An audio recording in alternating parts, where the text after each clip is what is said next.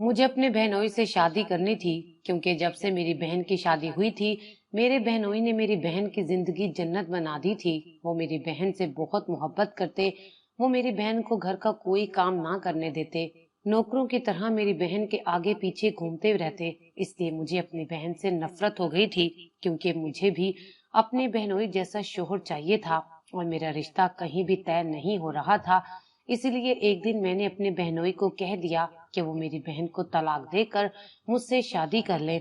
मेरी बात पर मेरे बहनोई का दिमाग चकरा गया था। इससे पहले कि वो मुझे थप्पड़ मारते, उन्होंने एक शर्त रख दी और मैं शादी के लिए हर शर्त मानने को तैयार थी। मगर उस वक्त मेरे जिस्म से जान निकल गई जब शर्त के मुताबिक उन्होंने मेरे साथ। मेरा नाम इरम है। मेरी बहन की गोरी रंगत और तीखे नकूश पर मेरा बहनोई अरशद फिदा हो गया था। बाजी के पेट में जरा सा दर्द क्या उठ गया, अरशद भाई की जान पर ही बन गई थी। वो बाजी को गोद में भरकर अस्पताल ले गए और दोनों छोटे बच्चों को मेरे हवाले कर गए। वापसी पर भी वो बाजी का हाथ थामे घर में दाखिल हुए और उन्हें कमरे में जाकर लिटा दिया। मैं एक साथ उनके दो बच्चों को संभाल संभाल कर हलकान हो चुकी थी और अरशद भाई को बाजी के सिवा कुछ दिखाई नहीं दे रहा था। उनकी बेटी को पैदा हुए आज 7वां दिन था, लेकिन ना जाने बाजी के पेट का दर्द क्यों खत्म होने का नाम ही नहीं ले रहा था। इरम, अपनी बहन को खाना देने के साथ साथ दवाइयां भी दे दो ताकि वो अपनी नींद पूरी कर ले। मैं बावर्ची खाने में दूध गर्म कर रही थी कि पीछे से अरशद भाई ने आकर मुझे हिदायत दी। मैंने एक नजर उन पर डाली, लेकिन वो तो जितनी तेजी से आए थे उतनी ही तेजी से वापस कमरे में लौट गए थे। एक तरफ नन्ही रुमैसा के लिए दूध गर्म हो रहा था और दूसरी तरफ मैंने ट्रे में अपनी बाजी फातिमा के लिए खाना लगाया और साथ ही दवाइयां भी ट्रे में रख दी ताकि वो खाना खाते ही दवाइयां भी खा ले। कमरे का दरवाजा बंद था, इसलिए मैं अपने हाथ में ट्रे लेकर दरवाजे के बाहर ही खड़ी हो गई थी और अरशद भाई को आवाज देने लगी। मेरी आवाज पर उन्होंने दरवाजा खोला और ट्रे लेकर दोबारा दरवाजा बंद कर दिया। उनके इस अंदाज ने पूरी तरह मेरा दिल दुखा दिया था। क्या होता अगर वो मुझे भी कमरे के अंदर आने को कह देते, मैं भी बाजी की खैरियत दरियाफ्त कर लेती। लेकिन अरशद भाई को तो खुद ही बाजी के साथ चिपके रहना होता था। उन दोनों को देखकर कभी कभी मेरा दिल भी चाहता था कि मेरी जिंदगी में भी अरशद जैसा कोई मर्द शामिल हो जाए जिसे मेरे अलावा दुनिया में कुछ दिखाई ना दे। मैं 15 साल की थी, लेकिन मेरे अंदर पैदा होने वाली तब्दीलियां और किसी के साथ मिलन की तमन्ना दिल में किसी हसरत की तरह पैदा हुई थी। इसलिए मैं जब भी अरशद भाई को बाजी के करीब देखती तो मेरे दिल में एक हुक सी उठती थी। ये बाजी का दूसरा बच्चा था। इससे पहले भी उनके बड़े बेटे की पैदाइश के वक्त मैं उनके घर आकर ठहर गई थी और इस बार भी बाजी ने मुझे रहने के लिए बुला लिया था। इतने सालों में अरशद भाई की मोहब्बत में कोई फर्क नहीं आया था। पहले बच्चे की दफा भी वो बाजी के आगे पीछे पागलों की तरह फिरते थे और अब बड़ा बेटा हादी 1.5 साल का था। उसकी पैदाइश के वक्त मैं रात दिन बाजी के कमरे में ही सोफे पर सोया करती थी। उस वक्त मैं 13 साल की थी। रात के किसी पहर मेरी आंख खुलती तो अरशद भाई को बाजी के साथ देखकर एक अजीब सा एहसास जागता। फिर नन्ही रुमैसा पैदा हो गई, लेकिन इस दफा मुझे दूसरे कमरे में रखा गया था। बड़े ऑपरेशन से बच्चा होने की वजह से बाजी अपनी जगह से उठ भी नहीं सकती थी। मैंने ही सारा घर संभाला हुआ था और हादी को भी मैं ही देख रही थी। जब से बाजी अस्पताल से घर आई थी, हादी को मैं अपने साथ दूसरे कमरे में सुला रही थी। अरशद रात के वक्त अक्सर हादी को देखने के लिए मेरे कमरे का चक्कर लगा लिया करते थे। आज भी हादी मेरे साथ सोने के लिए लेटा था। मैं उसे सुलाने की नाकाम कोशिश कर रही थी। उसकी आवाज सुनकर अरशद कमरे में चले आए। वो ट्राउजर और बनियान पहने हुए थे। पहली दफा मैंने उन्हें ऐसे देखा था। शायद वो हादी के रोने की आवाज सुनकर जल्दी में टी शर्ट पहने बगैर ही आ गए थे। अरशद हादी को गोद में लेकर सीने से लगाए खामोश करवा रहे थे और मैं मुस्तकिल उन्हें देख रही थी। पहली दफा मेरी नजरें उनके लिए बदल गई थी। शायद ये मेरी उम्र का तकाजा था। दिल में ख्याल आया था कि क्या यह मेरा नसीब नहीं हो सकता। ऐसे नहीं हो सकता कि अरशद बाजी की जगह मुझसे मोहब्बत करने लगे। अरशद ने हादी को मेरे पास लिटाया। वो सो चुका था और मुझसे कहने लगा, इरम, तुम्हारा बहुत बहुत शुक्रिया। जिस तरह तुमने मेरा घर संभाल लिया है, मैं घर की तरफ से पूरी तरह से बेफिक्र हो गया हूँ। अरशद के मुंह से अपना नाम सुनकर मुझे खुशी का एहसास हुआ था। बाजी का नाम आने पर मेरा मुंह हलक तक कड़वा हो गया था। क्या हो जाता अगर अरशद भाई बाजी का नाम लिए बगैर ही मेरी तारीफ कर देते। उनके जाने के बाद मैंने खुद को आईने में देखा। मैं बाजी जितनी हसीन नहीं थी, मगर इतनी भी बुरी नहीं थी कि अरशद मेरा नहीं हो सकता था। इस सवाल ने मेरे दिल में हलचल मचा दी थी। मैं अच्छी तरह जानती थी कि ये किसी भी तरह मुमकिन नहीं है। अरशद भाई तो बाजी से बहुत मोहब्बत करते थे और उनकी मोहब्बत की मिसालें खानदान भर में दी जाती थी। अगली सुबह कमरे से निकलते ही मैंने खुद को आईने में देखा और तैयार होने लगी। मैं बावर्ची खाने में गई तो जानबूझकर अपना दुपट्टा एक साइड पर रख दिया और कामों में मगन हो गई। रोजाना की तरह अरशद भाई थोड़ी देर में बाजी के लिए नाश्ता लेने मेरे पास चले आए। एक नजर मुझ पर पड़ते ही वो चौंक गए और खामोशी से नाश्ता उठाकर अपने कमरे में चले गए। मैं देखना चाहती थी कि वो कब तक मेरे वजूद से नजरें चुराएंगे और बाजी की मोहब्बत में मुब्तला रहेंगे। मैंने सुन रखा था कि मर्द अपनी बीवी से कितना ही वफादार क्यों ना हो, बाहर वाली औरत उसके दिल में जल्दी अपनी जगह बना ही लेती है। मैं तो फिर कच्ची उम्र की नई नई जवान लड़की थी। मैंने भी अपने अंदाज बदल दिए थे। अब मैं अरशद से पहले की तरह बात नहीं करती थी, बल्कि मेरी बातों में मोहब्बत की चाशनी होती और अदाएं भी कातिलाना होती। जवानी के तकाजों ने मुझे मजबूर कर दिया था कि मैं किसी मर्द की मोहब्बत और तवज्जो हासिल करूं, और अरशद ही वही मर्द था जिस पर मेरा दिल आ गया था। मैंने एक दफा भी ये नहीं सोचा था कि वो मेरी बहन का शोहर है और वो बच्चों का बाप भी है। मुझे कौन सा अरशद के साथ शादी करना थी। मैं तो वक्ती तौर पर उसकी तवज्जो और मोहब्बत की तलबगार थी।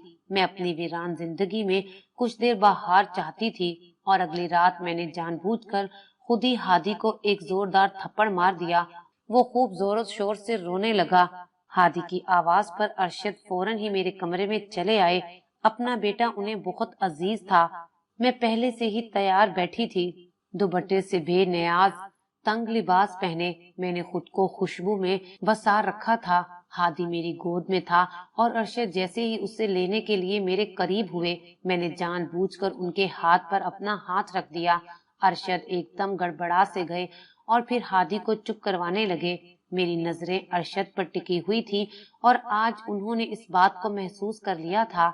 उस रात के बाद बहुत कुछ बदल गया। मैं हर रोज कमरे से तैयार होकर निकलती और अरशद के आगे पीछे रहने की कोशिश करती। अरशद एक टैक्सी ड्राइवर थे, इसलिए वो दिन के वक्त भी घर के एक दो चक्कर लगा ही लिया करते थे। बाजी की तबीयत बेहतर नहीं हुई थी, उन्हें कोई अंदरूनी मसला हो गया था। मुझे बाजी के घर आए हुए 20 दिन हो गए थे। एक रात अरशद हादी की आवाज पर मेरे कमरे में आए तो मैंने उन्हें जानबूझकर रोक लिया। मैंने कहा कि अरशद भाई, आप भी यहीं सो जाएं। आपकी शक्ल देखकर रोता हुआ हादी चुप हो जाता है। बाजी तो दवा खाकर गहरी नींद सोती हैं और रुमैसा को भी आप यहीं ले आएं, मैं संभाल लूंगी।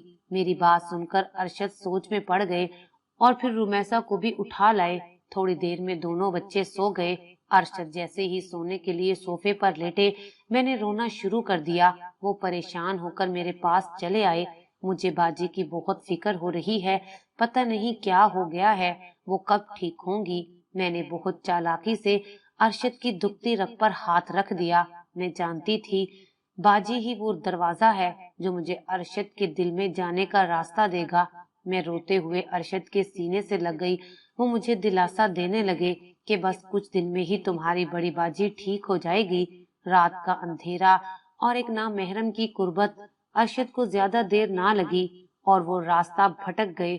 बाजी और उनके दरमियान वैसे भी बहुत दिनों से दूरी थी। ऐसे में उन्हें मेरा साथ मिला तो वो बेकाबू हो गए। सुबह उठे तो वो शर्मिंदगी से सर झुका गए, मगर मैं खुद उनके सीने से लग गई और ये एहसास दिलाया कि हमारे बीच कुछ भी नहीं हुआ।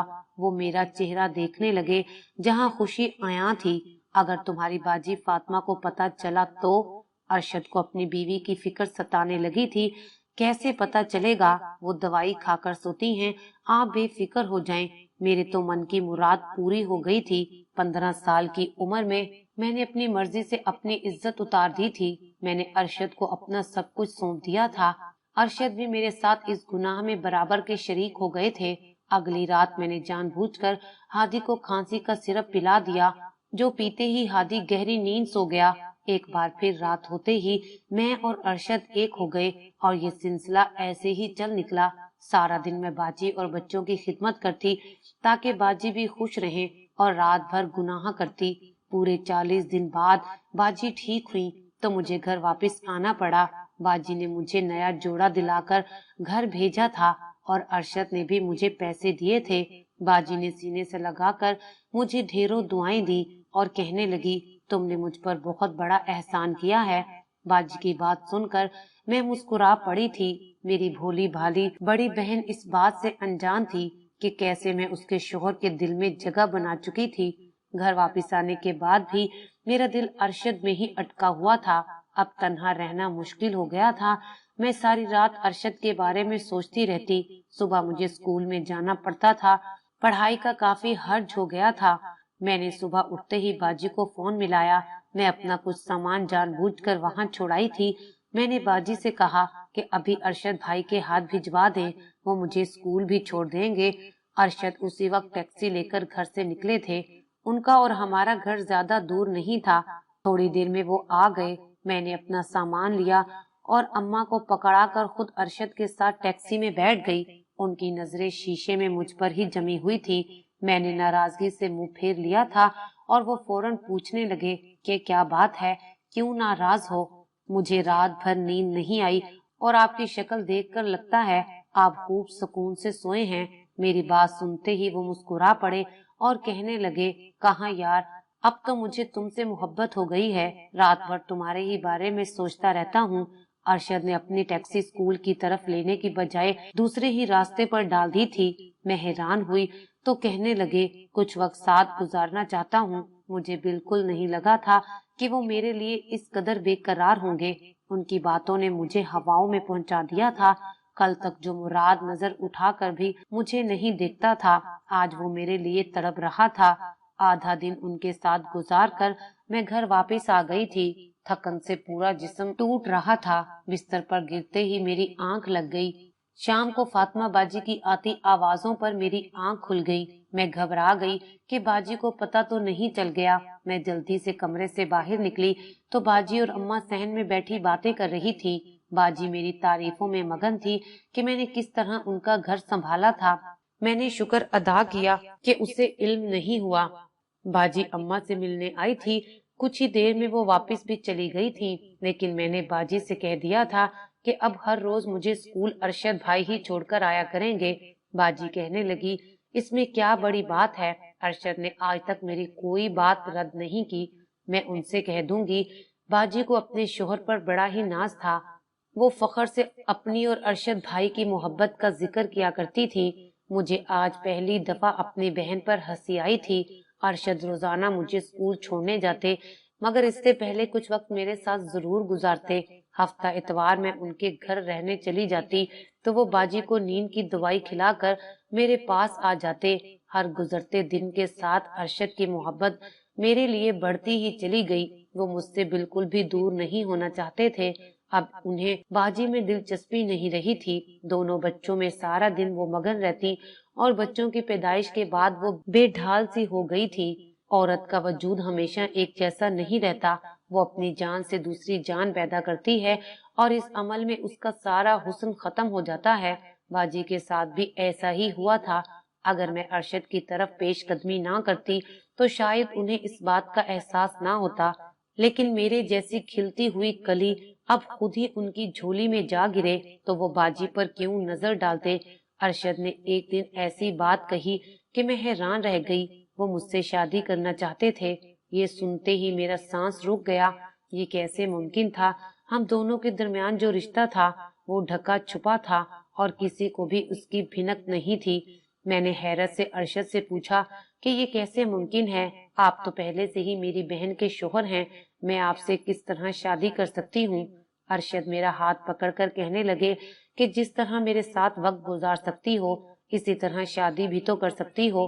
مجھے اتنا تو معلوم تھا کہ ایک مرد سے دو بہنیں ایک وقت میں نکاح نہیں کر سکتی، اور یہی بات جب میں نے ارشد سے کہی تو انہوں نے سنگ دلی کا مظاہرہ کرتے ہوئے کہا کہ وہ فاطمہ کو طلاق دے دیں گے۔ یہ سن کر میرے رونگٹے کھڑے ہو گئے تھے۔ میں تو بس وقتی طور پر اپنے جذبات کی تسکین چاہتی تھی۔ یہ سچ تھا کہ مجھے ارشد اچھے لگتے تھے، لیکن اس کا یہ مطلب ہرگز نہیں تھا کہ میں اپنی بہن اور اس کے بچوں کی زندگی برباد کر دیتی۔